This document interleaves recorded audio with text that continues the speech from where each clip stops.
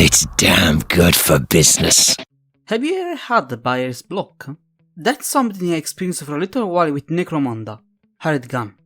I was always on the fence on whether to purchase it or not.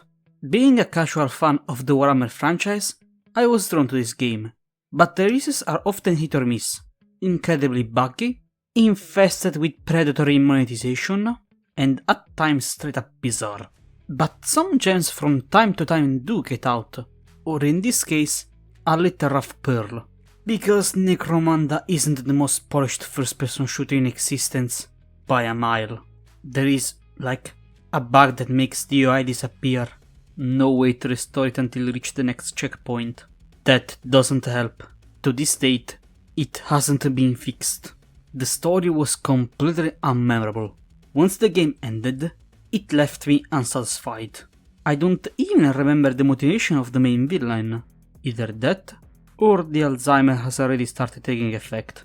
Oh, the gunplay is actually solid. There is a good degree of customization for the weapons, and a decent set of choice of abilities. It could have done better with more execution cutscenes. There are so many times one can see someone getting double shivved in the neck before it becomes redundant. The sword shotguns are ludicrous. Who needs to shoot straight when I can look in the general direction of an enemy and make them disappear? And of course, who can forget the dog? He may not bite, but the boy knows how to take bullets to the face. Who is Daddy's favorite lead magnet? The post-game is unnecessary. There is no bigger world to explore, or meaningful side quests to complete. There is a ranking system with the various factions of the underworld, but only for extra money. If there are extra secondary narrative missions, the game does a poor job at hinting them. You might think I hate Necromunda, considering how much I'm bashing it, but I actually enjoyed my time with it in spite of its flaws. It has a very specific quality to it, something that has become rare nowadays. A very specific kind of endearing broken that can make one say, junk? Is kinda beautiful, isn't it? That's something probably no one ever really thinks. When something gets called junk, that's because we see it as a negative. And why shouldn't we? Why would someone enjoy playing a broken game? Junk means of low quality, strange, amateurish, experimental, enthusiasm. If you take a step back, many games that we either consider classics or jump-started great franchises today weren't exactly the epitome of refinement.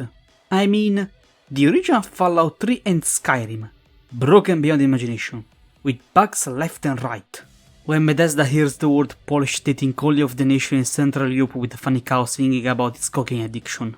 But they immersed the player in ways no other game at their time did. The first Witcher, absolutely bizarre, with a combat system that resembled more a mix between a point-and-click and a rhythm game, but paved the way for its studio to become one of the most influential of today. Here is an extreme sport for you. Try to play Stalker without any stability mods.